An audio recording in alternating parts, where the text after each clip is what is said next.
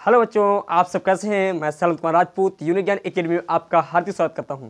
और आज हम लोग क्लास 12 की फिजिक्स चैप्टर नंबर 10 में लेक्चर नंबर 4 की ओर प्रोसीड करने वाले हैं। आज के लेक्चर में हम लोग समझेंगे स्वप्रेरकत्व क्या है, स्वप्रेरकत्व और स्वप्रेरकत्व से संबंधित कुछ डेरिवेशंस जो कि बहुत इंपॉर्टेंस रखते हैं प्रत्येक एग्जाम में, बोर्ड एग्जाम से लेकर के और कॉम्पिटिटिव एग्जाम में भी बहुत इनका दबदबा रहता है। तो हम आज इनको एक तरीके से बहुत अच्छी सिंपल वे में सॉल्व करेंगे। तो चलिए स्टार्ट करते हैं आज का लेक्चर। और एक बात और आपको बता दें, जो मैं बताता हूं उसको नोट्स तैयार करते रहिएगा, ताकि यदि आप नोट्स तैयार करोगे तो आपको आगे भविष्य में कोई दिक्कत होने वाली नहीं है, यानी आपके नोट्स हमेशा के लिए रेडी हो जाएंगे। तो चलिए स्टार्ट करते हैं आज का लेक्चर। तो हम समझेंगे स्वप्रेरकत्व यानी सेल्फ इंडक्शन, स्वप्रेरण जिसको हम कहते हैं सेल्फ इंडक्शन। स्वप्रेरण क्या है? सेल्फ इंडक्शन वर्ड है सेल्फ इंडक्शन।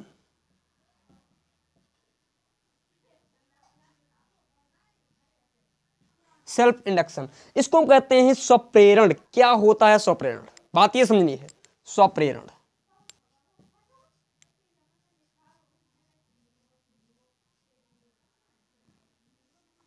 तो देखिए, स्वप्रेरण क्या होता है। वैज्ञानिकों ने सोचा कि यदि हम एक कुंडली, बेटा बात को समझिए, इन्होंने कहा जैसे किसी बंद चालक को, ये कोई बंद चालक ले लिया सर ऐसे, और इस बंद चालक को जब हम परिवर्ती चुंबकीय क्षेत्र में रखते हैं, क्या करते हैं? परिवर्ती चुंबकीय क्षेत्र में रखते हैं, तो होता क्या है, इस चालक में एक विद्युत वाहक बल उत्पन्न हो जाता है। इस चालक में क्या होता है? एक विद्युत वाहक बल उत्पन्न होता है, जिस विद्युत वाहक बल उत्पन्न होने से इसमें धारा परिवर्तित होने लगती है। क्यों? जब चुंबकीय क्षेत्र में परिवर्तन होता है तो चुंबकीय फ्लक्स में परिवर्तन होता है, और जैसे चुंबकीय फ्लक्स में परिवर्तन होता है तो होता क्या है, इस चालक में एक विद्युत वाहक बल उत्पन्न हो जाता है, और जैसे विद्युत वाहक बल उत्पन्न होता है वैसे इसमें धारा प्रवाहित होने लगती है। ये चीजें हम बता चुके हैं पहले। तो वैज्ञानिकों ने जैसे इसमें धारा प्रवाहित हो रही है, अब हम एक कार्य करें, जब इस चुंबकीय क्षेत्र में परिवर्तन कर रहे हैं, इसमें धारा प्रवाहित हो रही है, यहाँ पर कोई बैटरी नहीं लगी। बड़ा लॉजिक बहुत सुंदर था, मतलब बैटरी का बिल्कुल काम ही नहीं। ऐसे चुम्बक रहो, यूं ऐसे हिलाते रहो, हैं? पंखा बहुत यूं है, बहुत तेज चलेगा, जितनी तेज हिलाओ उतनी तेज पंखा चलेगा आपका। समझे? बड़ा लॉजिक, बहुत अच्छा इन्वेंशन है, बहुत अच्छा आविष्कार किया। फिर अच्छा, वैज्ञानिकों ने सोचा कि यदि हम यहाँ पर एक कार्य करें, अब कुंडली में धारा प्रवाहित करें। बात को समझिए, इन्होंने क्या किया, एक कुंडली ली, टू टू टै टै टू टू टै, ऐसे एक कुंडली ले ली, और इस कुंडली में एक धारा नियंत्रक। सर धारा नियंत्रक का मतलब क्या होता है? हाँ बिल्कुल सर बताएंगे, धारा नियंत्रक का मतलब क्या है। देखिए बताता हूँ आपको। हाँ, ये पॉजिटिव है नेगेटिव। एक बैटरी लो, यहाँ पर धारा नियंत्रक ऐसे लगा दिया, यूं ऐसे, यहाँ पर टच किया थोड़ी धारा कम, इधर किया और ज्यादा। देखो जब यहाँ पर रखोगे तो प्रतिरोध ज्यादा हो जाएगा, यूं ऐसे रखा तो प्रतिरोध ज्यादा, जब प्रतिरोध ज्यादा तो धारा टुक टुक टुक टुक टुक कम कम चलेगी, और जैसे आगे बढ़ाया तो धारा और बढ़ेगी। क्यों? प्रतिरोध। भाई यहाँ पर टच करे तो केवल इतना ही प्रतिरोध पड़ेगा, यहाँ पर टच किया तो ज्यादा प्रतिरोध। जब ज्यादा प्रतिरोध, धारा का मान कम हो जाएगा, वोल्टेज कम होगा। इसका मतलब यहाँ से धारा नियंत्रक हम जो है कहीं यहाँ पर टच कर रहे हैं, कहीं यहाँ पर टच कर रहे हैं, कहीं यहाँ पर, मतलब इधर उधर ऐसे यूं यूं यूं यूं यूं यूं यूं ऐसे खिसका रहे हैं, कहीं इधर कहीं उधर कहीं इधर कहीं उधर, चारों तरफ खिसका रहे हैं। तो हो क्या रहा है धारा में? तो क्या हो रहा है, धारा निरंतर, धारा क्या निरंतर परिवर्तित हो रही है। और जब धारा निरंतर परिवर्तित हो रही है, और ये है क्या, कुंडली, और हमने देखा है जो कुंडली होती है, कुंडली ये भाई यहाँ पर धारा है, जहां पर विद्युत क्षेत्र होगा यहाँ पर चुंबकीय क्षेत्र होगा। बात को समझिए, धारा प्रवाहित हुई इसमें, और सर धारा प्रवाहित हुई तो जहां पर विद्युत प्रवाहित हो रहा है अर्थात विद्युत क्षेत्र है यहाँ पर, और जब विद्युत क्षेत्र है, विद्युत क्षेत्र जहां पर होगा वहां पर चुंबकीय क्षेत्र भी होता है। जहां पर विद्युत क्षेत्र होता है वहां पर क्या होता है, चुंबकीय क्षेत्र भी होता है। बात को समझ में आई? हमने बताया जहां पर विद्युत क्षेत्र होगा वहां पर चुंबकीय क्षेत्र भी होता है। तो जब चुंबकीय क्षेत्र, जब विद्युत धारा में परिवर्तन कर रहे हैं तो विद्युत क्षेत्र में परिवर्तन हो रहा है, और विद्युत क्षेत्र में परिवर्तन होगा तो चुंबकीय क्षेत्र में भी परिवर्तन होगा। लॉजिक को समझिए, क्या बात कह रहा हूं मैं, हैं? देखिए विद्युत क्षेत्र में परिवर्तन, तो चुंबकीय क्षेत्र में भी क्या हुआ, परिवर्तन हुआ। जब चुंबकीय क्षेत्र में परिवर्तन हुआ तो इस कुंडली से गुजरने वाले फ्लक्स में भी परिवर्तन होगा। भाई इस कुंडली से गुजरने वाले फ्लक्स में भी क्या होगा, परिवर्तन।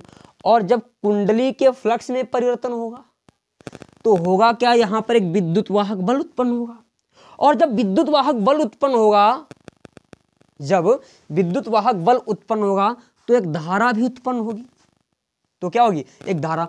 और उस धारा की दिशा क्या होगी, बात को समझिए, इस बात को फिर दोबारा, क्योंकि ये चीज रिफ्रेश करके समझ लो बेटा, बस दिक्कत रियल में कुछ नहीं होने वाली है, बहुत सिंपल सा। सर हमने एक कुंडली ले ली, ये कुंडली है, थोड़ा बड़ा चित्र बना देते हैं। यहाँ पर एक धारा नियंत्रक यूं ऐसे लगा दिया, ऐसे। एक ये हमने ये बैटरी लगा दी, ऐसे ऐसे, ठीक है। अब देखिए ये करंट फ्लो हो रहा है ऐसे, इसमें धारा प्रवाहित हो रही है, और हम धारा नियंत्रक की सहायता से धारा के मान को घटा देते हैं, बढ़ा देते हैं, घटा देते हैं, बढ़ा देते हैं। तो जब धारा प्रवाहित हो रही है तो यहाँ पर विद्युत क्षेत्र होगा, और हमने पढ़ा है जहाँ पर विद्युत क्षेत्र होता है वहाँ पर चुंबकीय क्षेत्र भी होता है। तो हम धारा को परिवर्तित करें तो विद्युत क्षेत्र परिवर्तित हो रहा है, और जब विद्युत क्षेत्र परिवर्तित हो रहा है तो चुंबकीय क्षेत्र भी परिवर्तित होगा। और जब चुंबकीय क्षेत्र परिवर्तित हो रहा है तो भाई चुंबकीय बल रेखाओं की संख्या इस कुंडली के, यानी इनके बीचों बीच से होकर गुजरने वाली है, उनकी संख्याओं में भी परिवर्तन होगा। जब इसमें परिवर्तन होगा, अर्थात कह सकते हैं चुंबकीय फ्लक्स में परिवर्तन हो रहा है, जब चुंबकीय फ्लक्स में परिवर्तन हुआ तो विद्युत वाहक बल उत्पन्न हुआ, और जहां पर विद्युत वाहक बल उत्पन्न होता है तो यहां पर एक प्रेरित धारा उत्पन्न हो जाती है। तो उसी प्रेरित धारा को उत्पन्न होने की, जो इसमें प्रेरित धारा उत्पन्न होने की जो क्रिया है वही कहलाती है स्वप्रेरण। क्या कहलाती है, स्वप्रेरण। हम ऐसे लिख सकते हैं, जब किसी कुंडली में धारा प्रवाहित करते हैं, जब किसी कुंडली में धारा प्रवाहित करते हैं और धारा के मान में परिवर्तन कर दिए, भाई धारा के मान को यूं यहां पर का ऐसे परिवर्तन करते हैं, तो उसके कारण उसके चुंबकीय क्षेत्र में भी परिवर्तन होने लगता है। भाई यहाँ पर वैद्युत क्षेत्र जब धारा परिवर्तित करें, जिसके कारण जो है चुंबकीय क्षेत्र में भी परिवर्तन होने लगता है, और जिस चुंबकीय क्षेत्र में परिवर्तन के कारण इस कुंडली में एक प्रेरित विद्युत वाहक बल उत्पन्न हो जाता है, प्रेरित विद्युत वाहक बल उत्पन्न हो जाता है, जिसके कारण एक प्रेरित धारा उत्पन्न होती है। जिसके कारण क्या होती है, एक प्रेरित धारा उत्पन्न हो जाती है। इसी को हम क्या कहते हैं, स्वप्रेरण कहते हैं। मैं यहाँ पर नोट करता हूँ, फिर आप लोग जो है नोट कर लीजिएगा। बात को ये पॉइंट समझ जाओ बेटा, मैंने क्या बताया, किस हिसाब से जो है स्वप्रेरण होता है। मैं यहाँ पर नोट कर रहा हूँ, देखिए। जब किसी कुंडली में विद्युत धारा प्रवाहित की जाती है, जब किसी कुंडली में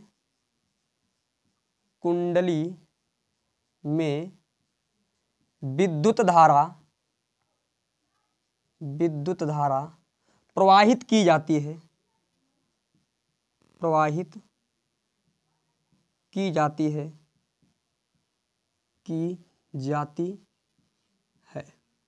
यदि प्रवाहित की जाती है और उसके चारों मतलब जो है, तो हम कह सकते हैं जब उसके चारों चुंबकीय क्षेत्र उत्पन्न हो जाता है, ये भी लिख सकते हैं, की जाती है, तो उस कुंडली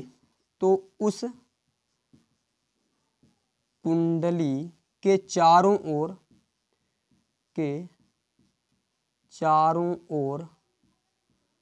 एक चुंबकीय क्षेत्र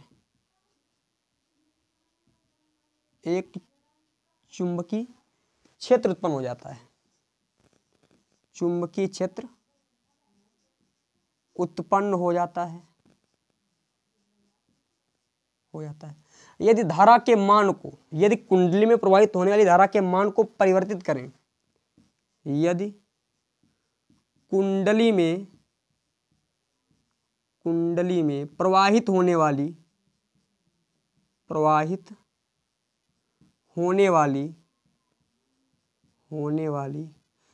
के मान को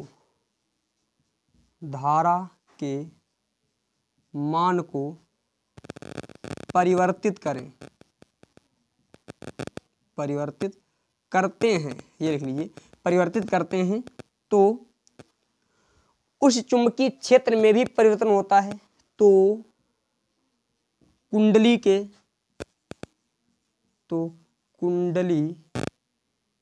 के चारों ओर,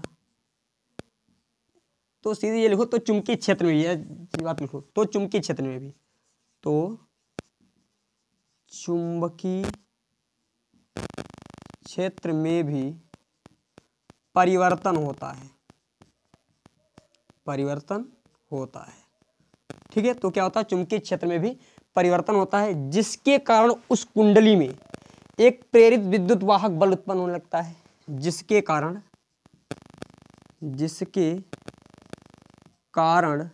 कुंडली में एक प्रेरित विद्युत वाहक बल, प्रेरित विद्युत वाहक बल उत्पन्न होने लगता है, बल उत्पन्न हो जाता है। ठीक है, प्रेरित विद्युत वाहक बल उत्पन्न होता है, जिसके कारण होता क्या है, विद्युत धारा प्रवाहित होने लगती है, जिसके कारण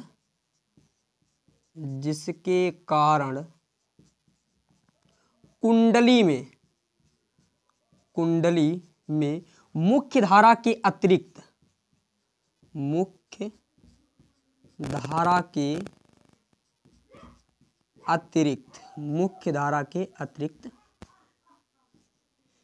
एक अन्य धारा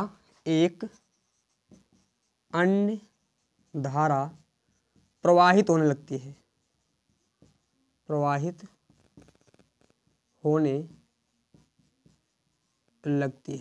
ठीक है, एक अन्य धारा प्रवाहित होने लगती है, जिसे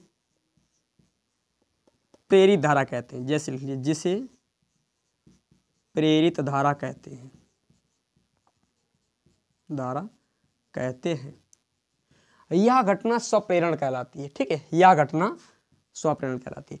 पॉइंट को समझिए, जब किसी कुंडली में विद्युत धारा प्रवाहित करते हैं, ये कुंडली है, अब इसमें धारा प्रवाहित हो रही है, जब धारा प्रवाहित हो रही है तो चुंबकीय क्षेत्र उत्पन्न होता है, और जब चुंबकीय क्षेत्र उत्पन्न हो रहा है तो यदि हम क्या करें, इसके बाद धारा में परिवर्तन कर दें तो चुंबकीय क्षेत्र भी परिवर्तित होगा, और जब चुंबकीय क्षेत्र परिवर्तित होगा तो विद्युत फ्लक्स में परिवर्तन होगा, जिसके कारण एक विद्युत वाहक बल उत्पन्न होता है। जहां पर विद्युत वाहक बल उत्पन्न होगा वहां पर धारा उत्पन्न हो जाती है, और जब ये धारा उत्पन्न हुई, यहाँ पर क्या हुआ, धारा उत्पन्न हुई, तो इसी धारा को हम कहते हैं प्रेरित धारा। क्या कहते हैं, प्रेरित धारा, इसी को हम प्रेरित धारा, और यही पूर्ण घटना है स्वप्रेरण कहलाती है। ठीक है, अब यदि इसकी दिशा की बात की जाए, भाई इसकी दिशा क्या होगी, बात को समझिए, इसकी जो दिशा क्या होगी, तो देखिए मैं आपको बताऊं, लेंज का नियम कहता है जो प्रेरित धारा होती है उसकी दिशा उस अवयव का हमेशा विरोध करती है जिससे वह स्वयं उत्पन्न होती है। तो इस प्रेरित धारा का यदि मान लेते हैं ये वाली धारा आपकी इधर चल रही है, ऐसे जा रही है, ठीक है, ऐसे घूमती है, यूं यूं यूं ऐसे, तो इसकी दिशा तो उधर की ओर है, तो प्रेरित धारा इसके विरोध में जाएगी। क्या करेगी, इसके विरोध में, क्यों, जहां से उत्पन्न हुई है उसका विरोध करेगी। तो यहां पर पॉइंट में लिख लेना, प्रेरित धारा की दिशा सदैव मुख्य धारा के विपरीत होती है। नोट पॉइंट में लिखना, प्रेरित धारा की दिशा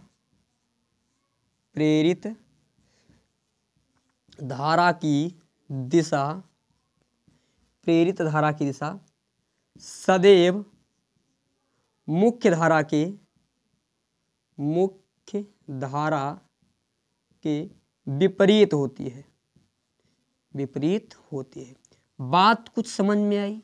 मैंने क्या बताया कि यहाँ पर जो स्वप्रेरण में क्या होगी, धारा उत्पन्न होगी, और जिसकी दिशा मैंने बता दी जो है किसके, मुख्य धारा के विपरीत, यानी जिसके द्वारा उत्पन्न हुई है उसी का ये विरोध करेगी। और आपको बताएं, जब इसका मान घटेगा तो इसका मान बढ़ेगा, और जब इसका मान बढ़ेगा तो इसका मान घटेगा।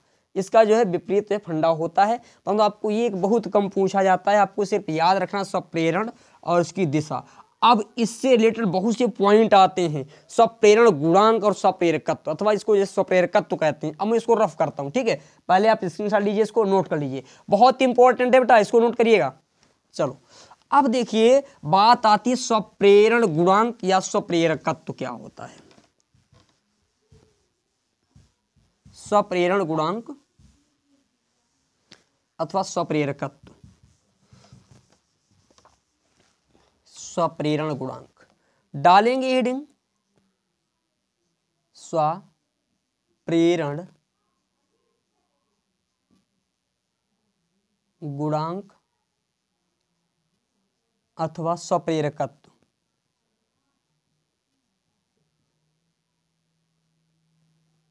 क्या होता है स्वप्रेरण गुणांक अथवा स्वप्रेरकत्व? तो स्वप्रेरण गुणांक जो होता है आपको बताते हैं। जो है प्रेरित धारा के अनुसार उसकी परिभाषा लिखेंगे। तो देखा हमने क्या भाई, देखिए ये कुंडली रख ली हमने, बात को समझिए, थोड़ा लॉजिक के साथ समझेंगे बेटा। ये कुंडली रख दी हमने यहाँ पर, और इस कुंडली में जितने ज्यादा फेरे होंगे, जितने ज्यादा फेरे होंगे, तो भाई इससे 10 इससे 20 जितने ज्यादा फेरे होंगे तो उतना ज्यादा ही फ्लक्स में परिवर्तन होगा। बात को समझिए। हम मान लेते हैं N5I, यानी पता चला जो प्रेरित धारा का जो मान होगा वो चुंबकीय फ्लक्स के, यानी चुंबकीय फ्लक्स के अनुक्रमानुपाती होगा, यानी कितना फ्लक्स इससे गुजर रहा है, कितनी चुंबकीय बल रेखा इससे गुजर जा रही है। परिवर्तन की बात नहीं कर रहा हूं बेटा भाई, जितनी ज्यादा गुजरेंगी उतनी ज्यादा परिवर्तन की, तब तो बाद में निकालेंगे हम। धारा की मान, केवल धारा का मान भाई किस पर निर्भर करेगा? तो धारा का मान भाई निर्भर तो इस पर करे कि कितनी ज्यादा रेखाएं 1 सेकंड में गुजर रही हैं, कितनी ज्यादा। तो हमने कहा जो धारा का मान है वो डायरेक्टली प्रोपोर्शनल होता है, यानी N5B, यानी जितना ज्यादा होगा N5B। सर 5B ये चुंबकीय फ्लक्स है, प्रोपोर्शनल होता है आइए एक फेरे के लिए। भाई एक फेरे का जो चुंबकीय फ्लक्स होगा वो 5B, और उसके प्रोपोर्शनल होगा क्या बेटा? धारा, यानी जितना ज्यादा इसमें चुंबकीय फ्लक्स में परिवर्तन होगा उतनी ज्यादा ही धारा प्रवाहित होगी। और हमने देखा कि यहाँ पर टोटल फेरों की संख्या कितनी है N, तो हम क्या कर देंगे N से गुणा कर देंगे, यानी ये एक फेरे के लिए, एक फेरे के लिए। और यदि N फेरे हों, यदि कुंडली में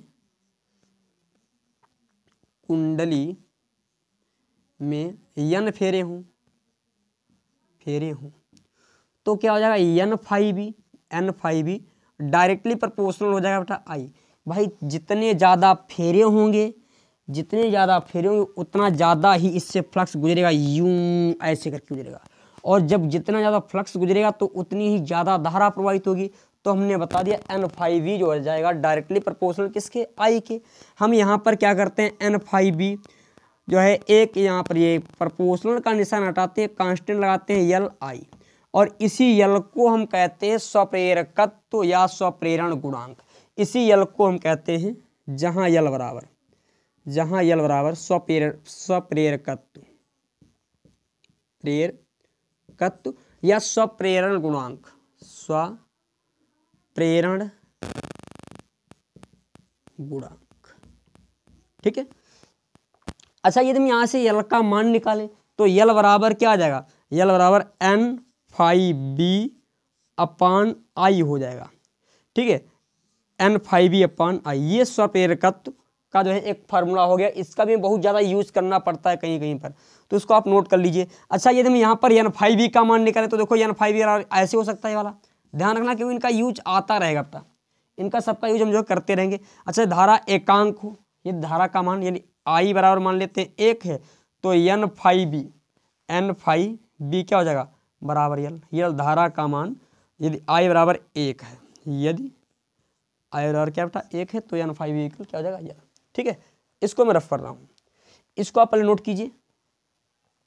अब पॉइंट को समझिए, यहां पर जब ये हो क्या रहा, धारा में परिवर्तन कर रहे हैं, समझे भाई? धारा में परिवर्तन किया था, इसी के कारण हुआ क्या था, विद्युत वाहक बल उत्पन्न हुआ था। तो यहां पर लिखेंगे यदि धारा I के मान में,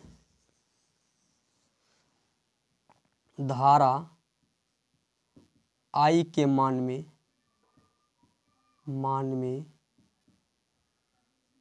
परिवर्तन, धारा I के मान में परिवर्तन करने पर, धारा I के मान में परिवर्तन करने पर उत्पन्न विद्युत वाहक बल क्या हो जाएगा? विद्युत वाहक बल। तो फैराडे का नियम क्या कहता है? फैराडे के नियम से निकाल लेते हैं। फैराडे के नियम से। तो इन्होंने बताया ई बराबर जो होता है माइनस के delta phi B by delta T के बराबर होता है, ये बताया था फैराडे के नियम ने। अच्छा, यहाँ पर फेरों की संख्या कितनी है, यन है, तो हम लिख देंगे यन इंटू, भाई एक फेरे का मिल गया है तो यन फेरों के लिए क्या हो जाएगा, इसको इनसे गुणा कर देंगे, एक फेरे के लिए है, एक फेरे के लिए। यदि फेरों की संख्या यन हो, यदि फेरों की संख्या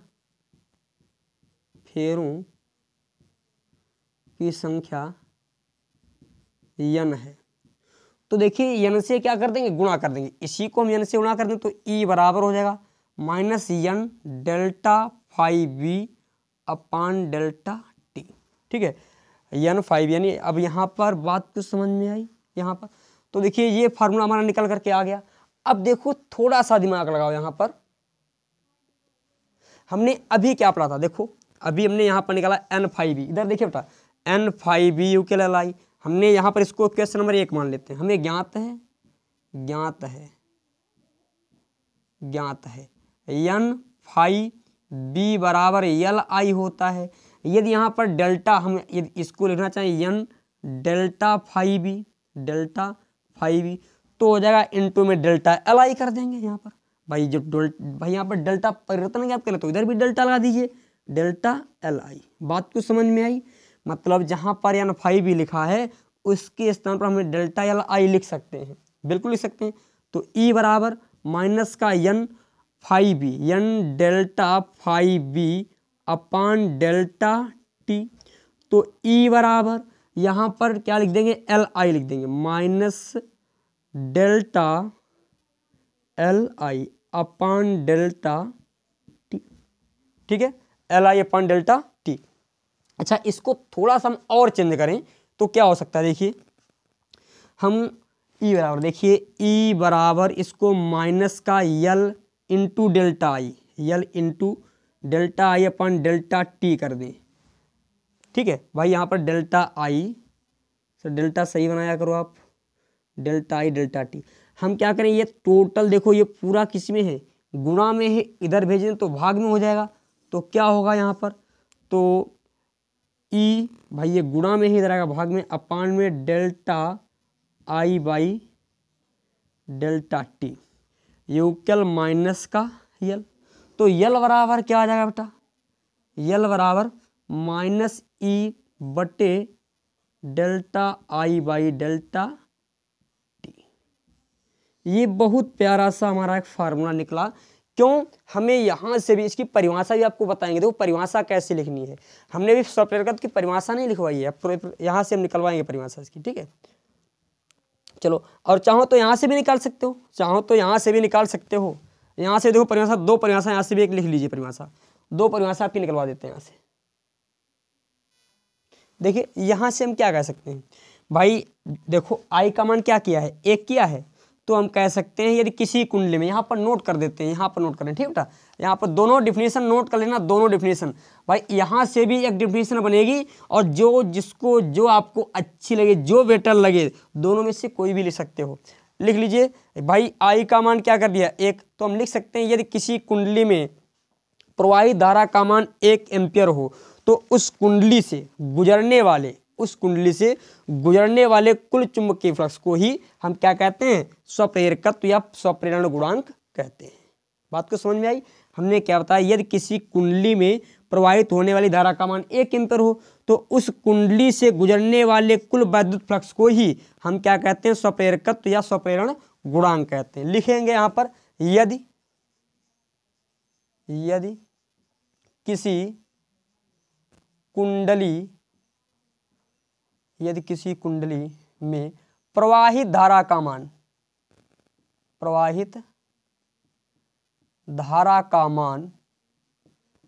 1 एम्पियर हो, धारा का मान 1 एम्पियर हो, प्रवाहित धारा का मान 1 एम्पियर हो, तो कुंडली से गुजरने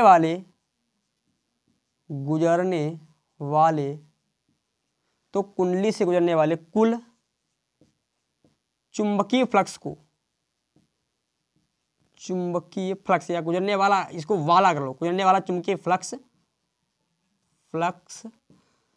स्वप्रेरण गुणांक के बराबर होता है। स्वप्रेरण गुणांक के बराबर होता है, गुणांक के बराबर होता है, बराबर होता है।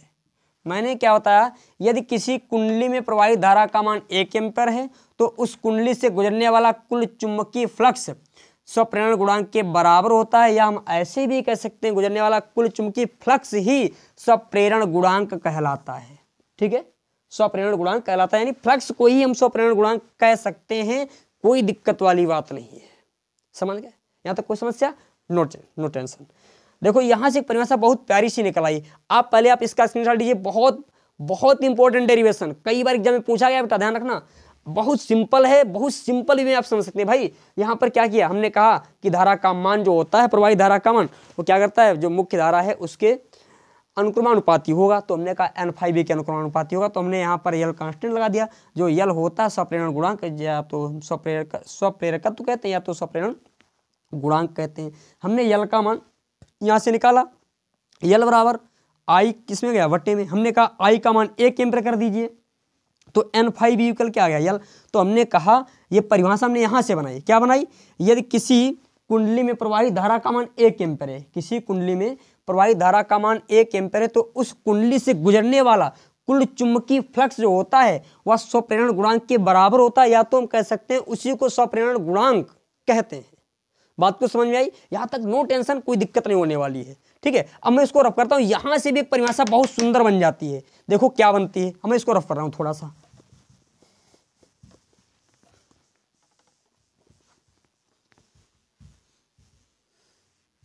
देखो यहां से जो सिंपल लगे, दोनों बहुत सिंपल सी परिभाषाएं हैं बेटा, जो आपको बेहतर लगे उसको याद कीजिए, और दोनों परिभाषाएं बहुत सुंदर सी। देखो यल बराबर माइनस का E upon delta I by delta T लिखा है। यदि हम क्या कर दें, delta I by delta T, ये है क्या, ये है क्या, धारा परिवर्तन है समय के सापेक्ष। भाई धारा में परिवर्तन हो रहा है समय के सापेक्ष, या हम कह सकते हैं धारा परिवर्तन की दर। समझ गए?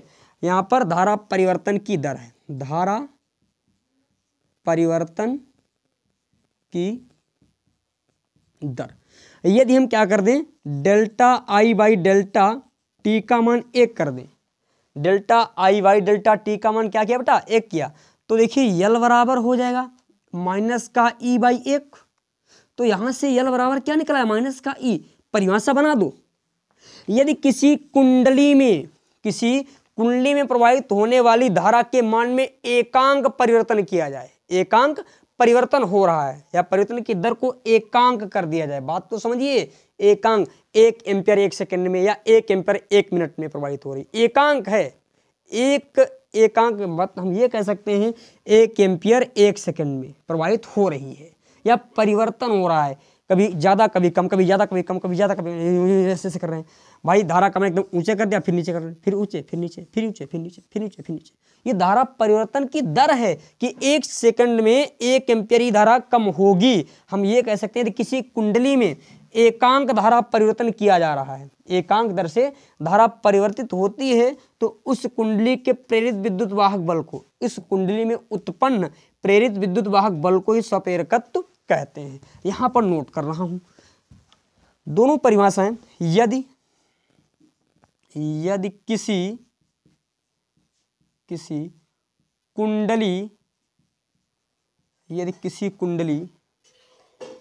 में धारा परिवर्तन की, कुंडली में प्रवाहित होने वाली धारा, प्रवाहित होने वाली धारा की परिवर्तन दर, धारा की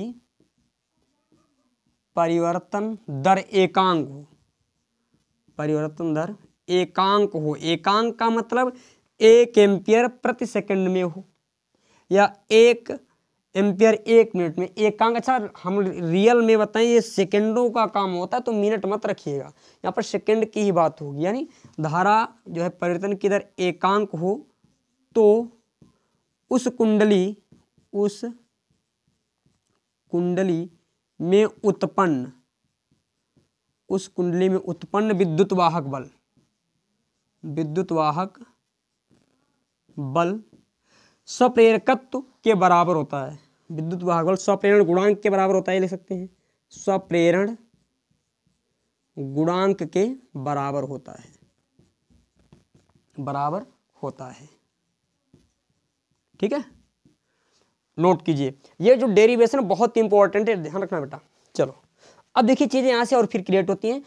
आपसे इसका मात्रक वगैरह पूछा तो मात्रक आप कैसे बनाएंगे मैं यहाँ से बताता हूँ, बहुत सिंपल वे में मात्रक भी इसका निकलेगा। इसका आप स्क्रीनशॉट लीजिए पहले। चलो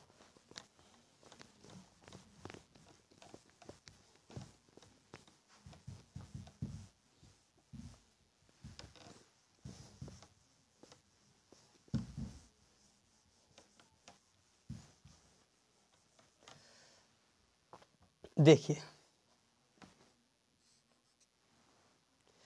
अब क्या होगा, यहां से पॉइंट को समझिए ध्यान से। हमने अभी निकाला था यल बराबर माइनस का E Y delta I upon delta T. Delta T को यदि हम ऊपर भेज दें तो यल बराबर हो जाएगा माइनस का E into delta T by E, delta T by delta आई हो जाएगा। मात्रक की बात कर रहे हैं यहाँ से, मात्रक, मात्रक किसका, यल का निकालें। ठीक है, तो देखिए विद्युत वाहक बल, ये ई क्या है, विद्युत वाहक बल। विद्युत वाहक बल का मात्रक होता है वोल्ट, तो यल बराबर हो जाएगा वोल्ट, समय का मात्रक सेकंड, समय का मात्रक सेकंड, बटे धारा आई का मात्रक एम्पियर होता है, एम्पियर। तो एक तो यहां से हमें मात्रक इसका मिल गया, इसका भी बहुत ज्यादा प्रयोग होता है, वोल्ट सेकंड प्रति, वोल्ट सेकंड प्रति एम्पियर। ठीक है, वोल्ट सेकंड प्रति एम्पियर, इसका एक मात्रक यहाँ से भी आ जाता है। अच्छा यदि हम इसको थोड़ा और चेंज करें तो क्या मात्रक हो जाएगा समझिए। अच्छा ये जो होता है इसी को हम एक हेनरी भी कहते हैं, इसका मात्रक और भी होता है भाई। यल का एसआई जो मात्रक है, यहाँ पर नोट कर लीजिए एसआई मात्रक, स्वप्रेरकत्व का एसआई मात्रक हेनरी होता है बेटा, नोट कर लेना। स्वप्रेरकत्व का एसआई मात्रक हेनरी, थोड़ा सा इसे लिखिए सर, हेनरी,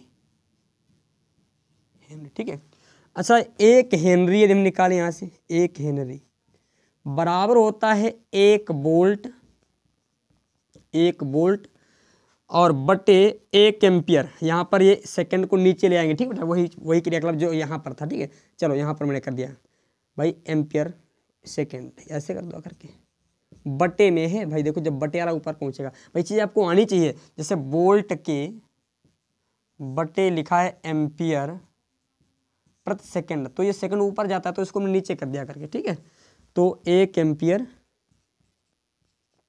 एम्पियर प्रति सेकंड के। ठीक है ये। अच्छा यहां से अन्य कई मात्रक बनाने हैं, तो देखियो मात्रक कैसे बनेंगे, अब बिल्कुल समझिएगा ध्यान से। तो देखो एक हेनरी यानी यल बराबर, सीधे हम यल का मात्रक निकाल रहे हैं, अब जो है ज़्यादा नहीं।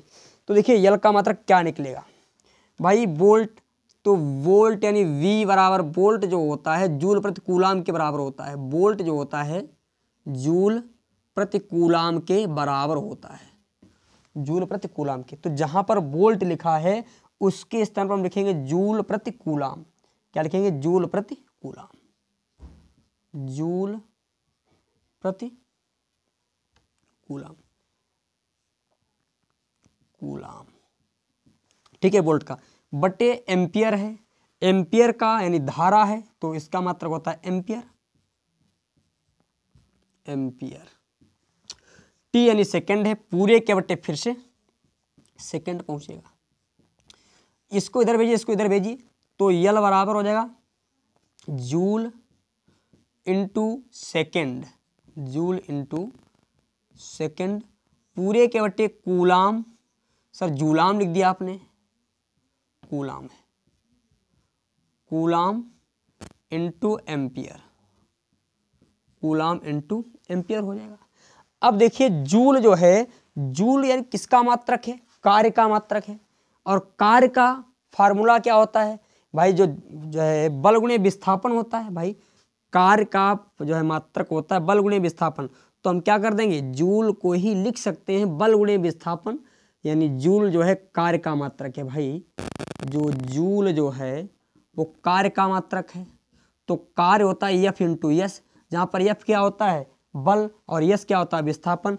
तो जूल के स्थान पर हम न्यूटन इंटू मीटर लिखेंगे, इंटू में सेकेंड है, पूरे के बटे कूलाम, पूरे के बटे क्या है कूलाम। और कूलाम का एक मात्रक और आ जाएगा, कूलाम का मात्रक देखो भाई हमने पढ़ा है क्यू बराबर आई टी होता है, क्यू बराबर क्या होता है आई टी। तो धारा का मात्रक एम्पियर, टी का मात्रक सेकंड, तो इसको हम एम्पियर सेकंड लिख सकते हैं, ampere second, ampere second into में एम्पियर हो गया, इनटू में क्या हो गया एम्पियर। तो देखिए यहाँ से यल बराबर आ जाएगा न्यूट और सेकंड से सेकंड कट जाएगा, बिल्कुल कटेगा, न्यूटन मीटर, यहाँ से आएगा हमारा न्यूटन मीटर प्रति एम्पियर स्क्वायर, न्यूटन मीटर प्रति एम्पियर स्क्वायर। एक ये फार्मूला हो गया यहाँ से। यदि हम इसकी बीमा निकालना चाहे तो बीमा क्या आ जाएगी, बीमा की बात की जाए तो देखो बीमा क्या निकलेगी इसकी बताते हैं। तो देखिए न्यूटन यानी बल है, तो बल की बीमा होती है यम यल टी की पावर -2, इनटू में मीटर है, मीटर की बीमा होती है यल, अपान में एम्पियर, एम्पियर की बीमा होती है ए, इसका स्क्वायर हो जाएगा। तो जो फाइनल बीमा इसकी जो आएगी वो हो जाएगी यम यल और यल यल स्क्वायर टी की पावर -2 ए की पावर भी -2 हो जाएगा। ठीक है, ये इसकी क्या हो गई बीमा हो गई। अब आप इसको नोट कर लीजिए सही से, ठीक है। चलो सर कट रहा थोड़ा, नहीं कट नहीं रहा बिल्कुल, कोई भी पॉइंट ऐसा नहीं करना है। चलो नोट करो इसको, अब आ गया, चलिए ठीक है। इसको मैं रफ कर रहा हूं। अब एक पॉइंट और आता है बहुत ज़्यादा इंपॉर्टेंट, जो कई बार एग्जाम में पूछा गया, उस पर मोस्ट इंपॉर्टेंट टॉपिक बेटा, उसको समझना ध्यान से। जो कि लंबी प्रणालिका का यदि कहीं पर सप्रेरकत्व पूछ दिया है तो कैसे निकालते हैं, स्क्रीनशॉट लीजिए भाई 1 2 3। इसको मैं रफ कर रहा हूँ। राम रमाति रमेति रमे रामे मनोरमे सहस्रनाम तातुल्यम रामम नामम वरानने। दुल्लला लंबी लंबी लंबी लंबी नाहको भाई, लंबी लंबी प्रणालिका के कारण, लंबी लंबी प्रणालिका के कारण, यानी लंबी प्रणालिका का सप्रेरकत्व, सप्रेरकत्व, लंबी प्रणालिका होगी इतनी लंबी बहुत ही लंबी होगी है सर, इतनी लंबी होगी, इतनी लंबी, हाँ सर बहुत लंबी होगी। हम इसको छोटा छोटा बना देंगे, छोटा छोटा। ये हमने क्या किया है, क्रोड ले ली सर, ये क्रोड ले ली, और ये प्रणालिका टू टू टू टू टैं, इसकी टोटल की लंबाई मान लेते हैं यल है, और यल लंबाई में टोटल फेरे जो हैं यन है सर, ठीक है। इसमें हमने धारा प्रवाहित कर दी यूं, इस प्रकार से, कोई दिक्कत कोई समस्या नहीं, यहाँ पर हमने धारा प्रवाहित कर दी। तो हम कह दें टोटल लंबाई यल में, टोटल लंबाई यल में, अच्छा इसकी अनुप्रस्थ काट का क्षेत्रफल मान लीजिए ए, इसकी आवश्यकता नहीं पड़ी, छोड़ो छोड़ो कोई दिक्कत नहीं। माना एक धारावाही प्रणालिका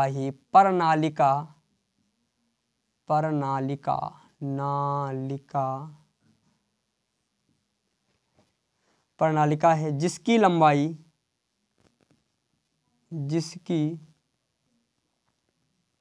लंबाई यल है। माना एक धारावाही प्रणालिका जिसकी लंबाई यल है तथा उसमें फेरों की संख्या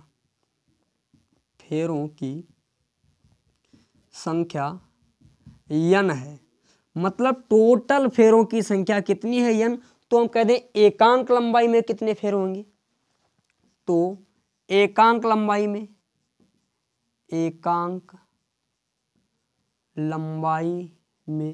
फेरों की संख्या स्मॉल यन बराबर हो जाएगा यन बाई यल। अच्छा हम मान लेते हैं माना कुंडली में प्रवाहित होने वाली धारा आई है, माना आई तेरी याद आई सर, किसकी याद आई, माना कुंडली में प्रवाहित होने वाली धारा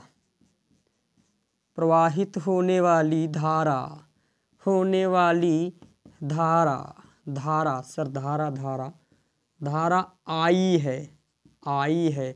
तो चुंबकीय क्षेत्र तो चुंबकीय क्षेत्र क्या होगा? तो देखिए चुंबकीय क्षेत्र हमने फार्मूला पढ़ा है, धारावाही प्रणालिका वाला गतिमान आवेश और चुंबकत्व में जाओ, तुरंत पलटो, रिफ्रेश करो। B बराबर म्यू नॉट N इंटू आई बताया था, कुछ याद आना चाहिए। हम टोटल एकांक लंबाई के लिए निकाल लेते हैं सर, यहाँ पर कैपिटल N होता था, परंतु हम जो है इतनी बड़ी नहीं, हम इतने से भाग के लिए निकालेंगे, छोटे से भाग के लिए निकालेंगे, क्योंकि संप्रेरकत्व तो जो बात करता है एकांक पे बात करता है ना। तो एकांक के लिए तो ये तो हो गया भाई, टोटल के लिए यानी धारावाही संपूर्ण प्रणालिका के कारण भाई टोटल प्रणालिका इतना चुंबकीय क्षेत्र उत्पन्न करेगी, परंतु हमें इतने से भाग के लिए चाहिए, यानी 1 मीटर के लिए मान लेते हैं 1 सेंटीमीटर के लिए, तो एकांक लंबाई द्वारा चुंबकीय क्षेत्र कितना होगा? तो एकांक लंबाई द्वारा चुंबकीय क्षेत्र कितना उत्पन्न होगा सर? तो एकांक लंबाई में फेरों की संख्या लिख दीजिए करके, जहां पर N लिखा है वहां पर स्मॉल n लिख दो, क्योंकि एकांक लंबाई में इतने फेरे हैं, टोटल लंबाई में कैपिटल N फेरे हैं, तो एकांक लंबाई के फेरे रख दो करके, तो B इक्वल हो जाएगा mu naught into small n यानी N/L इंटू आई हो गया सर, बिल्कुल राइट। यहाँ पर ये हमको चुंबकीय क्षेत्र मिल गया है, ये चुंबकीय क्षेत्र। अब हम पहले निकालेंगे तो चुंबकीय फ्लक्स कितना होगा? तो चुंबकीय फ्लक्स पहले हम एक फेरे के कारण निकालेंगे, फिर N फेरों के कारण निकालेंगे, टोटल के कारण निकालेंगे। तो चुंबकीय फ्लक्स, तो चुंबकीय फ्लक्स तो चुंबकीय फ्लक्स फाई बी यूक्ल क्या हो जाएगा? B इंटू ए होता है, बिल्कुल सर यही होता है। तो B का मान वाला वैल्यू पुट कर देंगे, तो फाई बी यूक्ल यहाँ पर म्यू नॉट N/L इंटू आई, और इंटू में एरिया रख दिया। ये तो एक फेरे के लिए है, यानी एक फेरे के द्वारा इतना चुंबकीय क्षेत्र उत्पन्न होगा, इतना चुंबकीय फ्लक्स। यदि फेरों की संख्या, ये केवल एक फेरे के लिए है, एक फेरे के लिए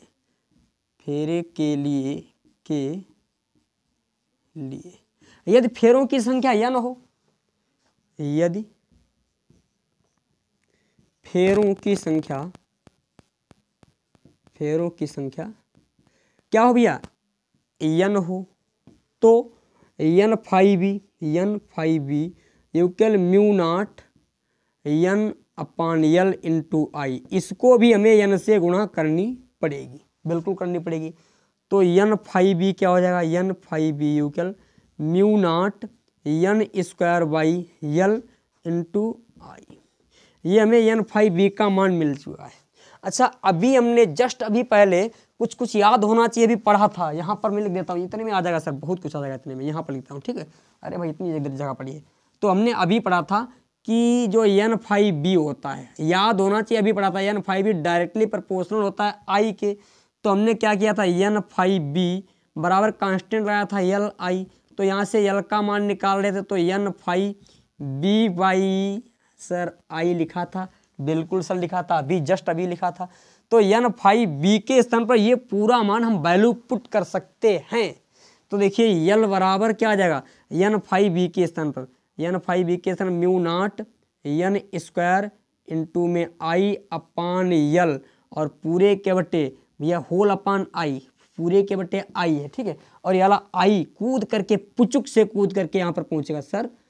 पुचुक से क्या होता है, यहाँ से आ गया, 5 से 5 कट गया, तो L बराबर जो हमारा फार्मूला आएगा, और यहाँ पर एक आ गए, ये कहाँ गया भाई, ये कहाँ गया, ये वाला ए, देखो ये वाला ए भाई, आई तो ऐसे लिखते हैं, यहाँ पर ए लिखो, मिस्टेक नहीं करने का, ए लिख दिया। यहाँ पर आ गया भैया L का मान आ जाएगा म्यू नॉट N² A/L, ठीक है। ये कब निकला है, ये टोटल है सर, टोटल निर्वात के लिए है। यदि किसी पदार्थ की चुंबकीय क्रोध तो यहाँ पर म्यू हो जाता है, ठीक है। बहुत प्यारा सा फार्मूला है यहाँ पर, इसको आप नोट करेंगे बड़ी प्रेम से, कोई दिक्कत वाली बात नहीं होनी चाहिए। और आज का लेक्चर हम रखते हैं यहीं तक। कल के लेक्चर में हम लोग बहुत ही इंपॉर्टेंट एक लेक्चर है अन्योन प्रेरण और कुंडली की स्थितिज ऊर्जा के बारे में हम लोग चर्चा करेंगे। और फिर भंवर धाराएं बहुत इंपॉर्टेंट, कई बार बोर्ड एग्जाम में पूछी भी जाती हैं, तो उनके ऊपर एक बहुत सुंदर सी चर्चा होगी। तो अगला लेक्चर आप लोग देखना ना भूलिएगा। तो चलिए आज के सेशन को करते हैं यहीं पर फिनिश। सभी को जय हिंद, जय Bharat, thank you, good night.